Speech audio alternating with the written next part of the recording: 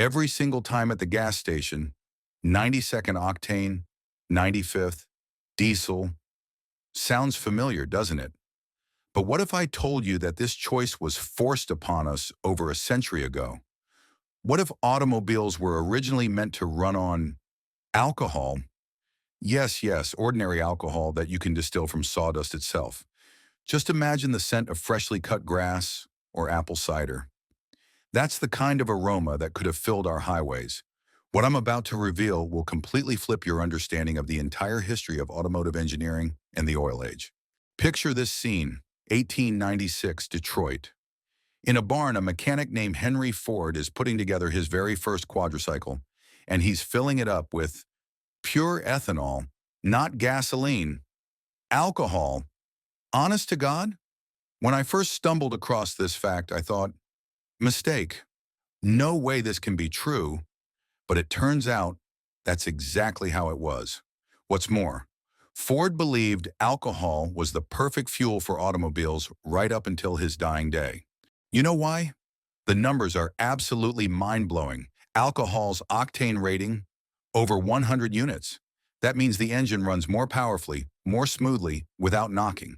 The finest gasoline of those days, 70 to 80 units max, like a Formula One car versus a horse cart. But here's the most incredible part, the environment.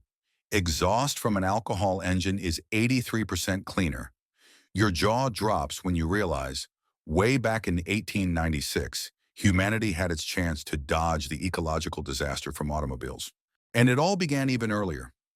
1826, American inventor Samuel Morey patents the very first internal combustion engine, and it runs on alcohol 70 years before the first mass-produced gasoline cars hit the roads. Talk about irony. Our great-great-grandfathers knew the secret to clean fuel, and here we are still choking on exhaust fumes. Like the old saying goes, you don't know what you've got till it's gone. Ford envisioned the future like this. Every farmer can become an oil baron by growing ethanol feedstock right in his own fields. Just imagine it, not oil tycoons ruling the world, but ordinary hard-working farmers. In his grand plan, every single American farmer could grow corn, potatoes, any starch-rich crops, and brew up alcohol right in their own backyard. Energy independence for everyone. No gas stations, no oil cartels. The technology was proven, raw materials, everywhere you looked, environmental impact, infinitely cleaner. Everything was pointing toward alcohol becoming the fuel of the 20th century. But then something went terribly wrong. The crucial turning point, the American Civil War, 1861 to 1865. Lincoln's government slaps a $2.08 tax per gallon on alcohol, choking the life out of the Southern economy. Meanwhile, John D. Rockefeller seizes his moment, buying up oil companies left and right across the nation, and by 1870, he's controlling 95% of America's energy market. Oil prices plummeted from $18 per barrel, 1859, to 49 cents, 1861. 36 times cheaper. Can you wrap your head around that scale? And he was one shrewd operator. At first, worthless gasoline, just a waste product from kerosene refining. He used it to heat his own factories until he figured out its true goldmine potential for engines. Here's what's happening. Alcohol needs to be grown. A whole year of work, fertilizers, harvesting, distillation. But oil? Just pump it straight out of the ground. Boom, done. But America's not the whole world. What about Europe? Well, they've got their own technology melting pot brewing. France has always been an alcohol powerhouse. Britain's betting everything on coal gas. The Germans, those chemistry wizards, are already cooking up synthetic fuels. And on to this stage step, the Nobel brothers. Yes, those exact same guys who founded the famous prize. Robert Ludwig and Alfred Nobel set their sights on the oil fields of Baku, back then part of the Russian Empire. And they weren't just pumping crude. They built a quality empire. The secret to their success, beyond Baku's black gold, was thermal cracking technology. The process of heating heavy oil fractions to crack them into lighter, more valuable products like gasoline. And who invented this breakthrough? A brilliant Russian engineer, Vladimir Shukov. Shukov's cracking process let the Nobels squeeze out way more high-quality, high-octane gasoline from crude than any of their rivals, Rockefeller included. And now, a moment straight out of a historical thriller. Fall of 1881, Nizhny Novgorod Fair, a meeting that would change everything. The already renowned engineer Gottlieb Daimler, who worked for Otto and Russia's petroleum king, Ludwig Nobel. Mr. Daimler, your alcohol engine's decent enough, but the future belongs to gasoline. My gasoline is pure, powerful, rock solid. Your engines will absolutely fly with this stuff. Your product is truly impressive, Mr. Nobel. Alcohol gets finicky in winter. You might just be onto something. Back in Germany, Daimler teams up with the brilliant Wilhelm Maybach and opens up shop. Together, they unleash a whole lineup of lightweight, powerful, compact gasoline engines. Carl Benz isn't sitting idle either, patenting his own gasoline motor.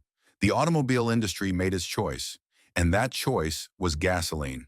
1907, the game changer. Gasoline prices in America crashed by a factor of 3. Get this. Farmers are producing alcohol at 25 cents per gallon, while gas station signs read, gasoline, 8 cents. And they fed us this line about fair market competition. Rockefeller was straight up dumping, selling at a loss just to crush the competition. Exactly like today's mega chains strangling mom and pop stores. But let's be brutally honest, ethanol had some real drawbacks for the technology of that era. 20 to 30% less mileage per fill-up, eating away at rubber and metal components, nightmare cold weather starting, engines needed serious modifications. Rockefeller didn't create these headaches. He just brilliantly exploited them in the competitive war. But here's the real kicker. Standard Oil delivered turnkey infrastructure. 1908, over 3,000 Standard Oil stations were already up and running across America. Gorgeous facilities, convenient locations, courteous service. What was the alcohol industry offering? DIY fuel production, DIY engine modifications, DIY problem solving? Which options your average city dweller going to pick? No contest. But the real fireworks were just getting started. Somehow alcohol might have survived the economic warfare, but the political knockout punch, that finished off everyone. And here comes the most heart-wrenching moment. January 16th, 1920. The 18th Amendment to the U.S. Constitution takes effect. Prohibition. Total ban on producing, selling, and transporting alcohol. You're thinking, what's this got to do with cars? Here's exactly what: industrial alcohol for engines came from the same plants, same workers, same exact processes, all of it lumped together under one giant axe.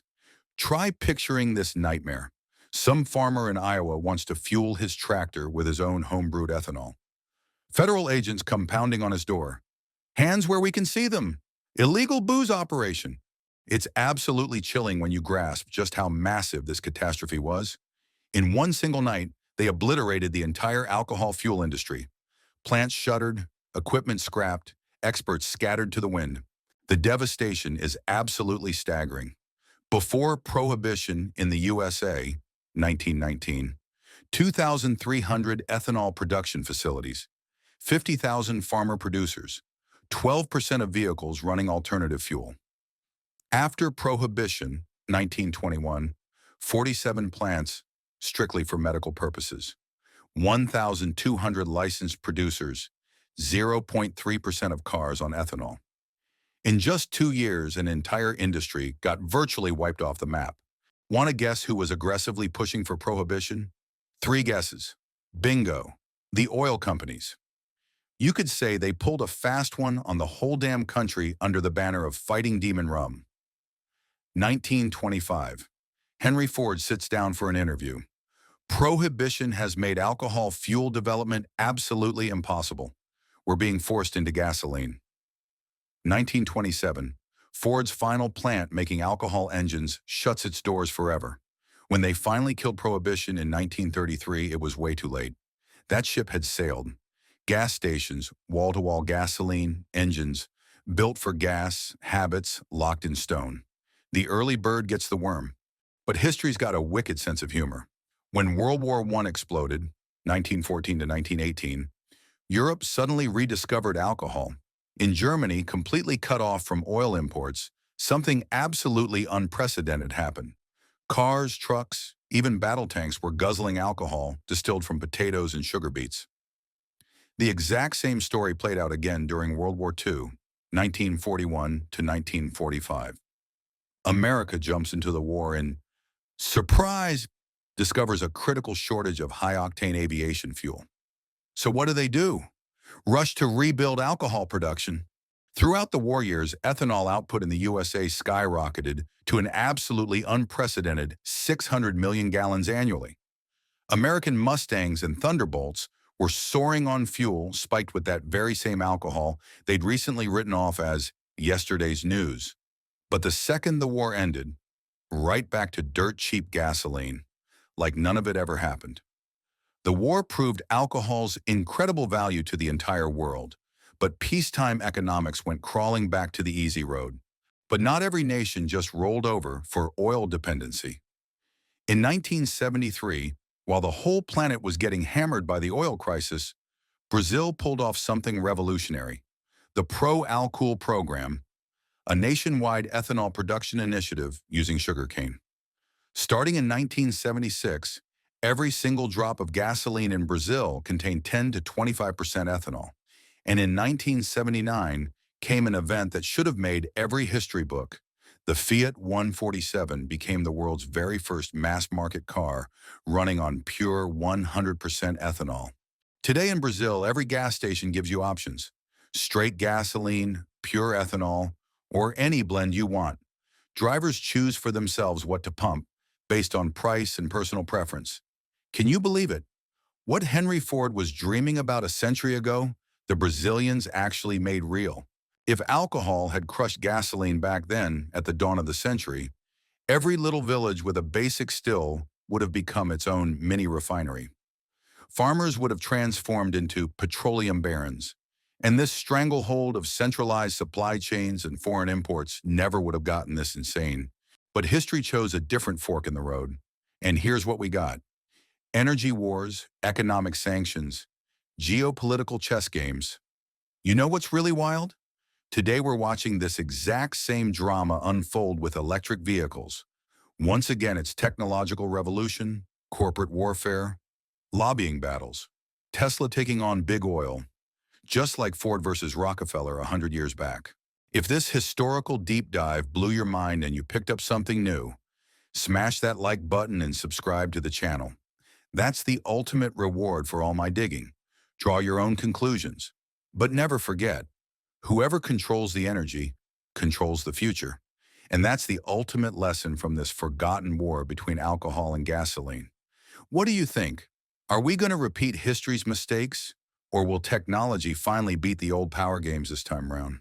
Drop your thoughts in the comments, and definitely subscribe to our Telegram channel so you don't miss any more incredible stories.